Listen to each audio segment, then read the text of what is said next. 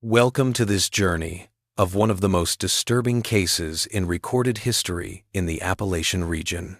Before we start, please leave a comment telling us where you are and what time you heard this story. We want to know where and at what times of day or night these documented accounts come in. In the fall of 1963, Dr. Lysander Hargrave came to Pocahontas County, West Virginia, with only surveying tools and a research grant from the National Speleological Society. His mission appeared straightforward: document the unexplored cave systems beneath Seneca Rocks, a towering limestone formation that had drawn geologists for decades.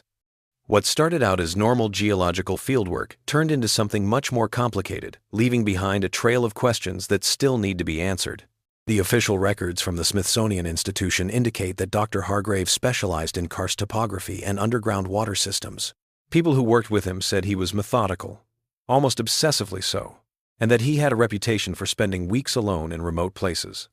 His previous trips had taken him through the caves of Kentucky and Tennessee, where his detailed maps had been very helpful to both scientists and search and rescue teams. By all accounts, he was precisely the type of researcher suited for the isolation and technical challenges that Appalachian cave systems presented. At first, the people in Riverton, the closest town to where he was doing research, were typical of mountain people and didn't trust Dr. Hargrave. According to parish records from St. Matthew's Episcopal Church, he attended services sporadically but made little effort to engage with longtime residents. Mrs. Cordelia Fenwick, who operated the town's only boarding house, later told county officials that the doctor kept regular hours and spoke little during meals. Her handwritten ledger, discovered years later in the basement of the county courthouse, notes that he paid his weekly rent precisely on time and never requested additional services. The first indication that Dr. Hargrave's research had taken an unexpected direction appears in a letter dated October 15, 1963, addressed to his department head at George Washington University. The letter, which is now in the university's archives, talks about finding structural problems in what locals called Whispering Hollow Cave that didn't fit with how things normally form. His technical language stayed clear, but co-workers who read the letter years later said that his request for more time and money was unusually urgent. The Pocahontas Times, a weekly newspaper that covered the area, said that the weather in the mountains was unusually bad in October 1963, before the leaves had fully changed color. It snowed, and the temperature stayed below freezing for 3 weeks in a row. Farmers in the area said that their animals were acting strangely and wouldn't eat in fields next to the forest where Dr. Hargrave did his research. The West Virginia State Library has microfilm copies of old newspapers that mention these farming issues a few times, but they don't connect them to the ongoing scientific work. There is a note in Mrs. Fenwick's boarding house ledger from the 2nd of November 1963 saying that Dr. Hargrave had not come back for dinner, which was his usual thing. The entry, written in her neat handwriting, says that his research materials were still in his room, which suggests that he didn't plan to be gone for long. When he showed up the next morning, Mrs. Fenwick wrote down that he ate an unusually large breakfast but didn't say a word. Her note says that his clothes looked like they had been wet and cold for a long time. A series of telegrams that Dr. Hargrave sent to different colleges and universities in November 1963 helped to make the nature of his discovery in Whispering Hollow Cave clearer. These letters, which are kept in the archives of 3 different universities, show that he was becoming more and more sure that the cave system held proof of human changes that had been made hundreds of years ago. His messages became more and more detailed, talking about worked stone surfaces and what he called deliberate architectural interventions in the deepest chambers that were accessible. A telegram sent to the American Anthropological Association on the 18th of November 1963 asks for information about how people settled in the area in the past. Dr. Hargrave asked specifically if there were any records of religious communities or small groups that might have used caves for shelter or ceremonies. The association's response, which was found among Dr. Hargrave's personal effects, didn't give him much information, but it did suggest that he get in touch with local historical societies and church records for more detailed regional history. During this time, Dr. Hargrave started to talk to older people who lived in the valleys around him.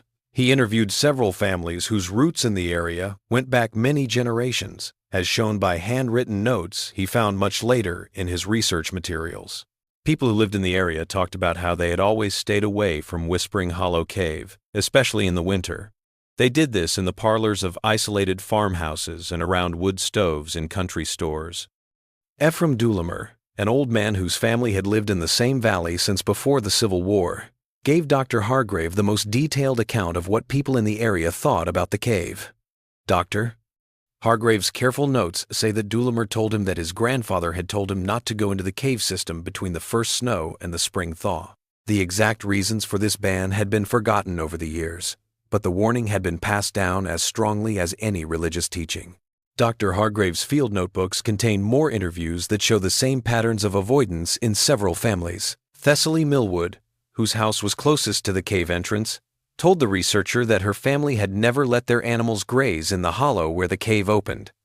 When asked for more details, she could only say that her mother had said that the grass there never grew right and that animals wouldn't stay calm in that area.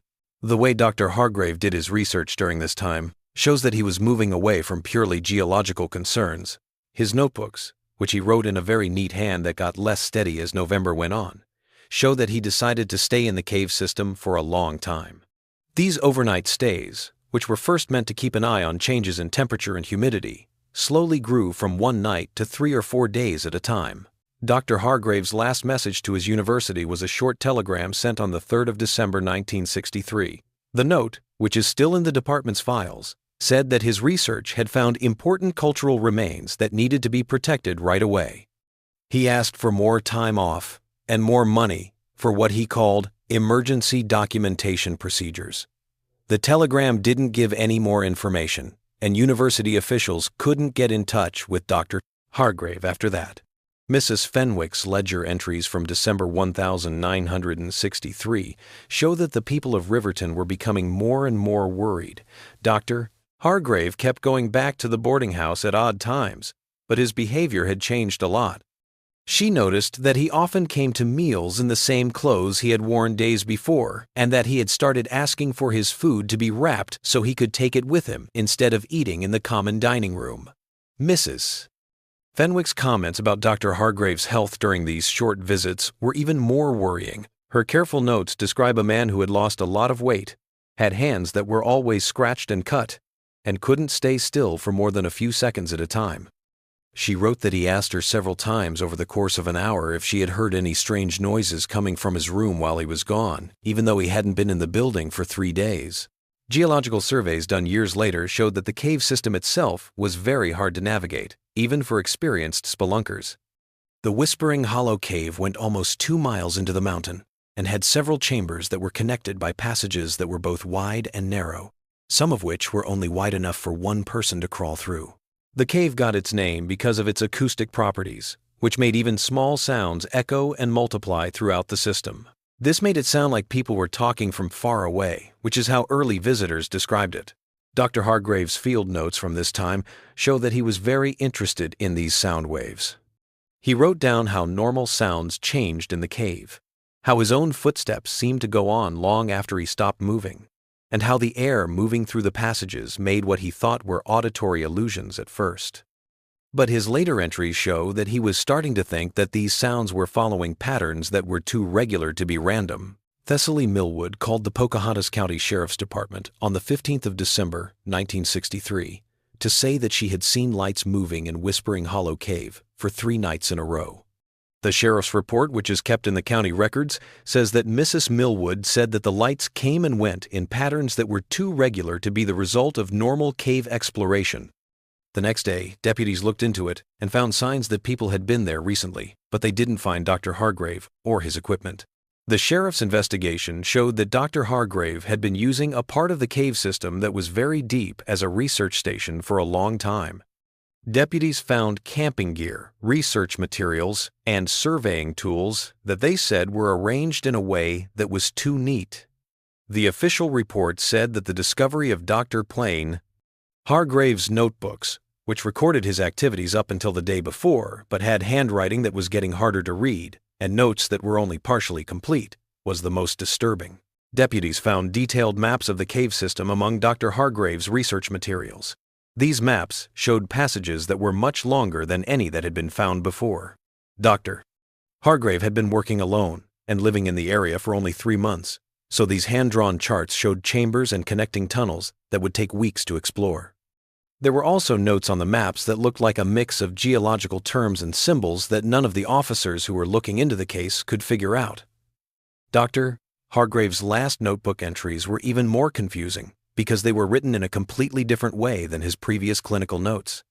These last pages, which were written in handwriting that got more and more erratic, talked about temperature changes that didn't seem to follow a pattern, air currents that seemed to go against natural gradients, and structural changes that he kept saying couldn't have happened because of normal geological processes. The sheriff's investigation came to an end on the 22nd of December 1963, when Dr. Hargrave didn't show up for a scheduled interview. A search of his research site showed that his equipment was still there, but some important things were missing: his lanterns, rope, and the notebooks where he wrote down his most recent observations. The entrance to the cave looked like it had been used recently, but deputies didn't want to do a full search of the cave without the right tools and people. Mrs. Fenwick said that Dr. Hargrave came back to the boarding house on Christmas Eve in 1963 and took his things. She only found out when she saw that his room, which had stayed the same since he left, was empty of all his clothes and other things. But his scientific tools and research materials were left alone. Mrs. Fenwick was most adamant that she had not heard any noises during the night and that the doors and windows of the house did not show any signs of being broken into. Mrs. Fenwick's last entry in her ledger, dated the 25th of December 1963, says that she found a short note in Dr. Hargrave's room. The note, which was written on university letterhead in Dr. Hargrave's unique handwriting, said, "Research complete. Findings require different preservation methods. Do not follow." It had no signature and didn't give any more information about where Dr. Hargrave was or what he was planning to do. George Washington University called the police in January 1964 to report that Dr. Lysander Hargrave was missing. This led to an official investigation. Officials at the university were worried that their researcher hadn't come back from his approved leave and hadn't answered several telegrams asking for updates on his progress. The investigation that followed showed how far Dr. Hargrave had strayed from his original research proposal, but it didn't give any more information about what happened to him. The federal government got involved in the case when the National Speleological Society asked to see Dr. Hargrave's research papers and cave maps. In March 1964, a group of experienced cavers and geologists thoroughly explored Whispering Hollow Cave. Their reports to several government agencies showed that the cave system was much bigger than anyone had thought before, but they didn't find any sign of Dr. Hargrave or his missing equipment. The federal investigation team did find proof that some of Dr. Hargrave's more outlandish claims were true, though. They recorded places deep inside the cave system where natural rock formations had clearly been changed by people. These changes, which mostly included carved handholds and smooth passage walls, looked like they were pretty old, but showed signs of being used recently. The most important thing the investigators found was clear proof that someone had been living in the deepest accessible chambers for a long time. Several notebooks with Dr. Hargrave's unique handwriting were among the things found in these deep chambers. These last papers showed that he had been living underground for a long time, getting by on supplies hidden throughout the cave system and only coming out for short periods of time to get more. During this time, he wrote about what he called architectural evidence of intentional changes to the environment in a way that was almost obsessive. Dr. Hargrave's last entries talked about how he was becoming more and more sure that Whispering Hollow Cave had been changed over decades, or maybe even centuries, to be a long-term home for people who wanted to be completely alone from the outside world. He recorded proof of basic living areas carved into the rock, trash disposal systems that sent trash deep underground, and what looked like intentional sound-dampening changes that would let people move through the cave system without being noticed. Dr. Hargrave's observations that there was clear evidence that the cave had been used recently, maybe even within months of his own arrival, were the most disturbing.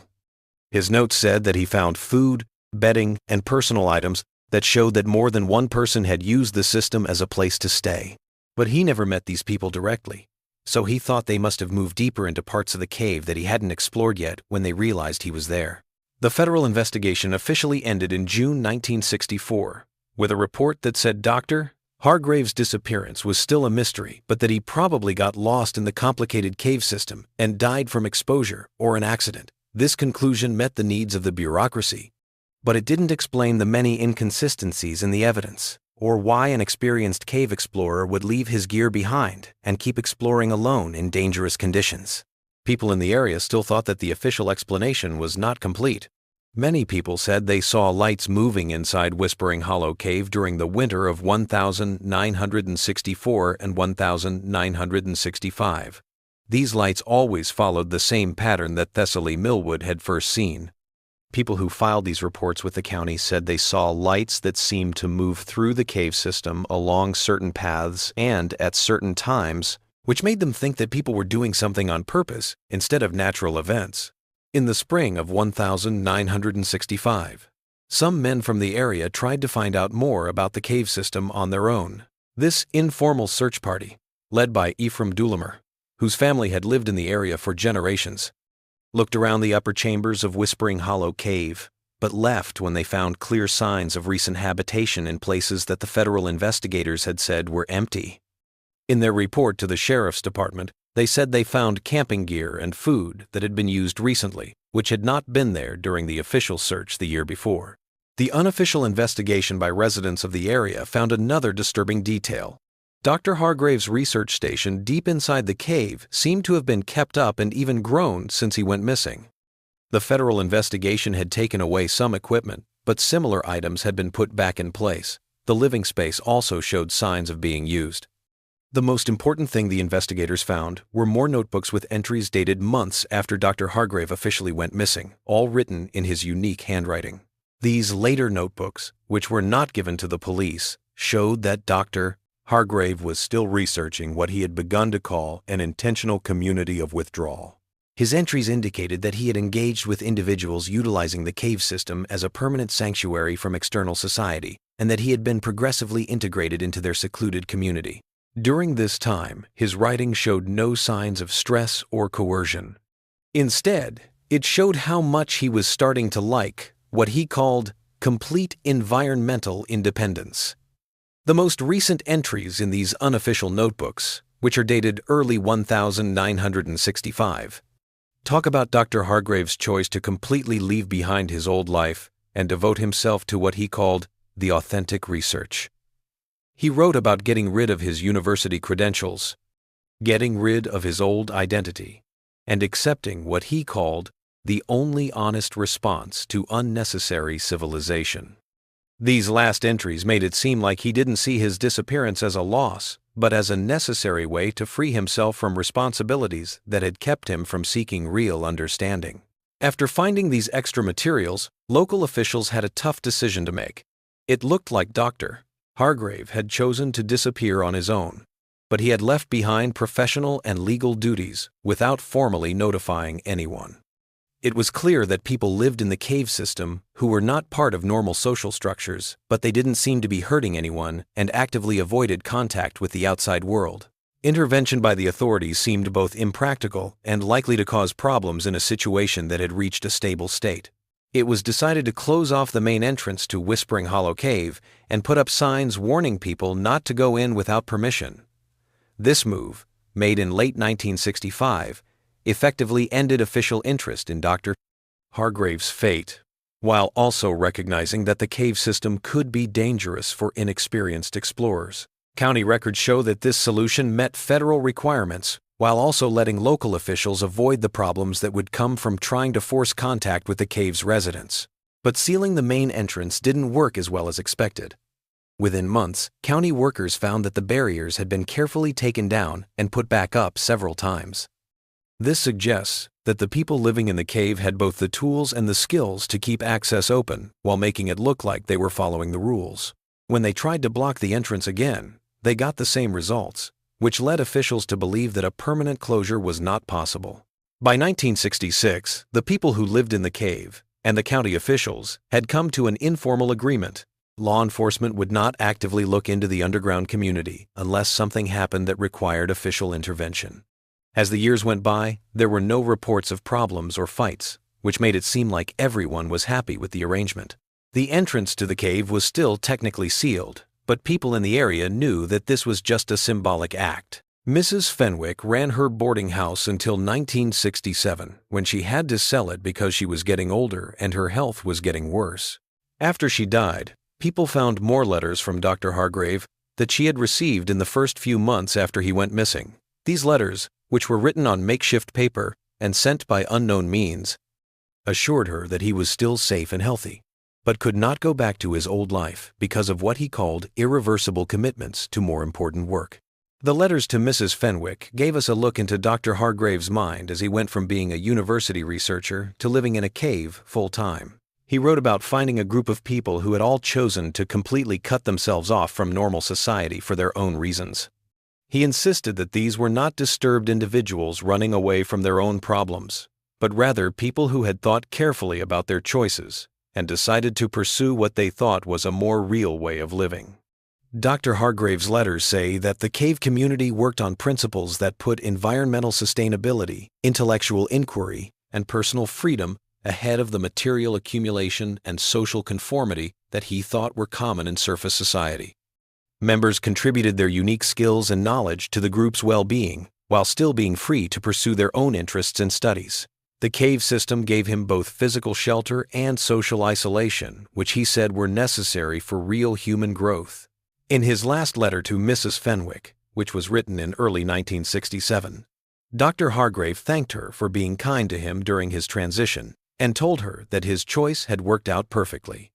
He said that living underground was more intellectually stimulating and personally satisfying than his time at university. He wrote that the most important thing he had learned was that he could pursue the questions that had led him to study more effectively in a place where there were no institutional rules or social pressures. The scientific community's reaction to Dr. Hargrave's disappearance changed over time, from worry to confusion, to finally accepting that a well-respected researcher had chosen to leave his job for reasons that were still unclear. Researchers working in similar environments continued to use his cave mapping techniques and cited his published papers in geological literature. But as new generations of scientists did their own research without knowing about his strange fate, his name slowly stopped being talked about in academic circles. People in Pocahontas County remembered Dr. Hargrave and the Whispering Hollow Cave incident for a long time. People told stories about the scientist who had gone missing in the mountains, but over time, these stories became more like local legends than historical facts. Younger people heard shorter versions that focused on the case's mysterious parts and left out the documentary evidence that had shown it to be true. The Smithsonian Institution did a full review of Dr. Hargrave's research contributions in 1968. By then, his disappearance was seen as a closed case that didn't need any more investigation. His work on cave systems in the Appalachian Mountains was recognized as important, and his research materials were moved to permanent archives so that future researchers could use them. The official view was that his disappearance was an unfortunate accident that kept him from finishing his studies and publishing his final conclusions. The entrance to the cave was still technically sealed in the late 1960 seconds. But people who lived nearby sometimes said they saw lights moving through the mountain in the winter. County records show that these observations were made, but there was no official response because officials had already decided that the people living in the cave system did not pose a threat to communities on the surface. The informal agreement that had formed held up, letting both groups live together without fighting or having to talk to each other. The last known attempt to look into Whispering Hollow Cave was made by a group of researchers from West Virginia University in 1969. This group had federal archaeological permits and planned to record the cave's cultural changes and make a full map of the whole system. But they stopped working on it when they found clear proof that people still lived in the cave and didn't want outsiders to document their community. The university researchers said they found a lot of changes to the cave system that were much bigger than what Dr. Hargrave had written about. These included advanced ventilation systems, water management systems, and living spaces that could hold a large number of people. Most interestingly, they found proof that construction and expansion were still going on, which suggests that the underground community was still growing and making changes to the environment. The researchers came to the conclusion that any attempt to study the cave system would need the help of the people who lived there, who had made it clear that they did not want to be disturbed. During the 1,960 seconds, federal agencies looked at the Dr. Hargrave case from time to time as part of their regular work, but they never started a new investigation. In the end, the case was classified as a voluntary disappearance by an adult who had left clear proof of his plans and mental ability. This classification met legal standards while also admitting that some questions about his fate would never be answered. The last official document about Dr. Hargrave's case was a memo from December 1969 that said he had officially lost his job at the university because he had been gone for a long time and that his personal belongings had been sent to the National Archives.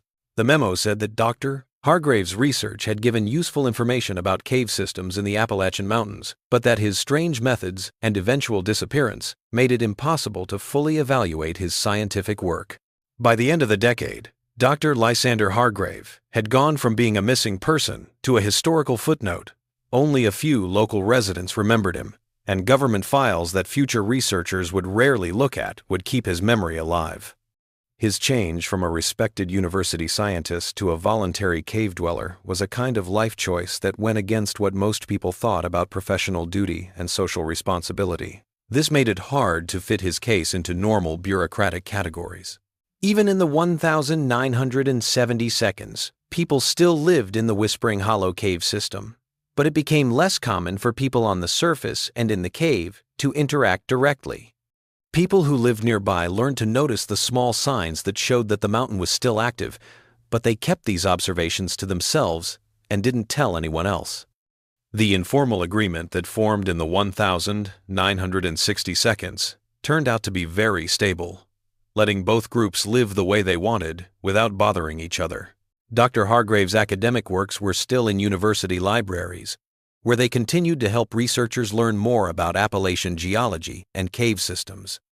Other scientists used his mapping and documentation methods, which meant that his work in the field of speleology would live on after he was no longer physically present in the academic community. However, his most important finding, that there was a working underground society, was never written down in any official scientific papers.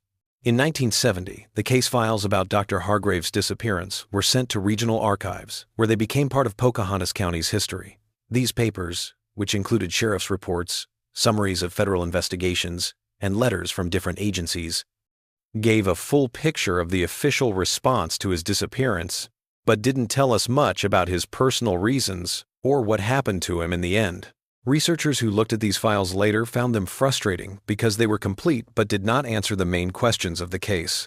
Dr. Hargrave's story became part of the larger collection of mountain folklore that kept alive knowledge about the area's hidden history among local residents, especially those whose families had lived there for many generations.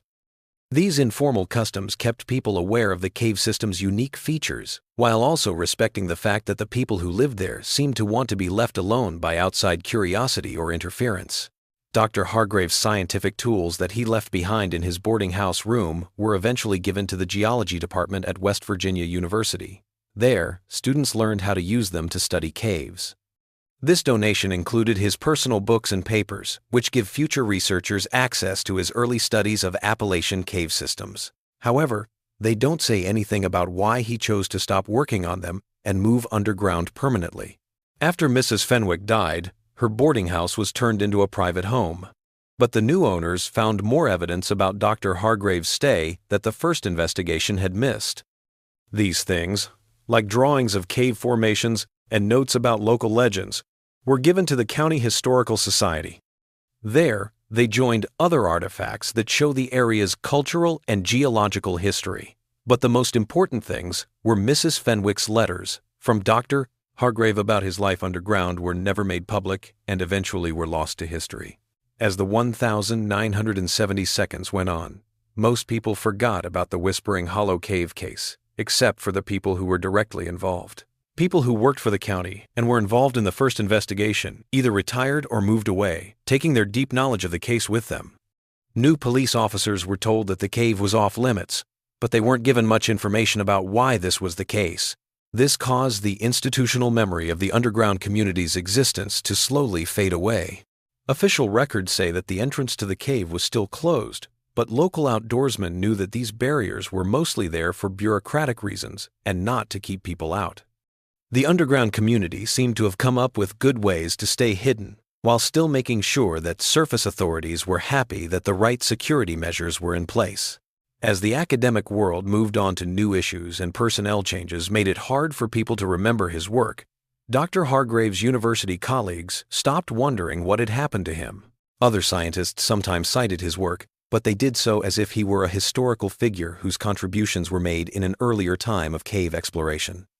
In academic circles, it was never thought that he might still be alive and doing research underground. The idea of giving up a career and credentials voluntarily was almost impossible to understand. By the middle of the 1970 seconds, the Whispering Hollow Cave case had reached a stable state that made everyone happy, but the lack of clarity made it impossible to fully resolve. Official records showed that Dr. Hargrave had gone missing and that an underground community had been found, but they didn't say anything about what was happening with either of them now. People who lived nearby knew about the cave system's unique features, but respected the fact that the people who lived there seemed to want to avoid unwanted attention. Federal and state agencies kept an eye on things, but didn't get involved when it didn't seem like they needed to. Dr. Lysander Hargrave's change from university researcher to permanent cave dweller was a type of life choice that didn't fit into normal categories of human behavior. This made it hard to understand his case within the usual ideas of mental health, professional responsibility, and social obligation. It seemed like he made his choice rationally and of his own free will, but it meant giving up commitments and relationships that most people would see as important to their sense of self and social responsibility. The records that remained from Dr. Hargrave's transition period indicated that he had unearthed something in Whispering Hollow Cave that transformed his perception of the organization of human life and the nature of meaningful work. He wrote about this discovery as an evolution toward what he thought was a more real way for people to live, not as a rejection of civilization. It was impossible to tell from the evidence whether this was a real insight or a slow decline in mental health. Researchers who learned about the cave system were still interested in it, but they couldn't study its cultural changes or current residents in detail because of practical and moral reasons. The underground community's strong desire for privacy, along with the technical difficulties of exploring caves and the legal issues that come up when studying people who have chosen to live outside of normal social structures, made it almost impossible to do a full investigation. As the decade went on, Dr. Hargrave's case became a historical curiosity that was only brought up in conversations about strange disappearances or underground communities. It was never looked into or analyzed again. The questions about what happened to him were still as interesting as ever, but as time went on, it became less likely that answers would be found, and the reasons for not looking further became stronger. People in Pocahontas County had their own way of dealing with the mystery. They saw the Whispering Hollow Cave system as a part of their local landscape that needed respect and caution, but not fear or anger.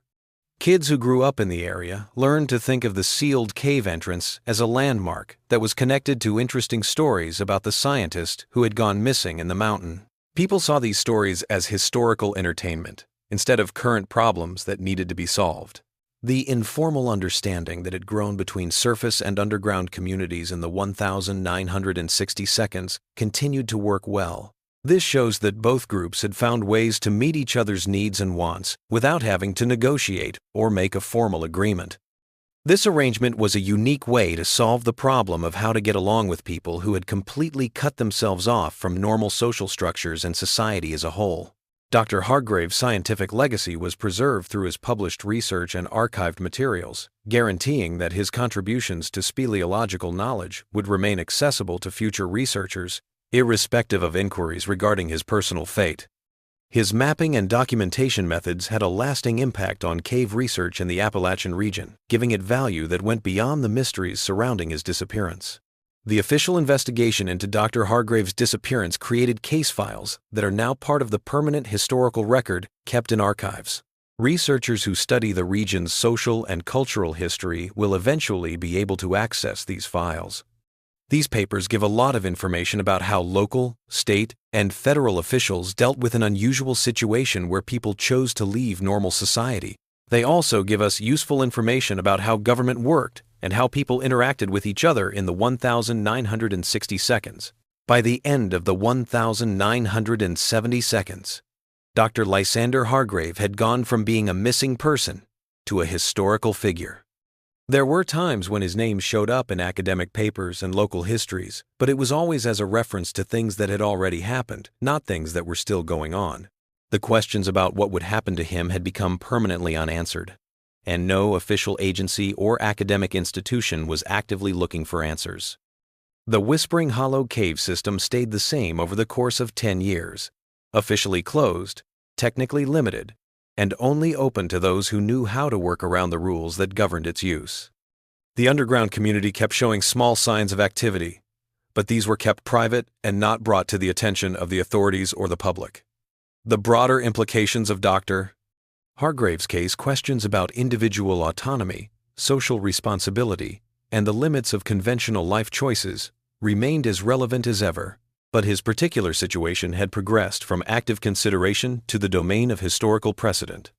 His choice to forsake an academic career and mainstream society for clandestine research persisted in contesting conventional perceptions of rational behavior. However, time had shifted this challenge from pressing concern to philosophical inquiry. The scientific community had already learned the useful lessons from his work,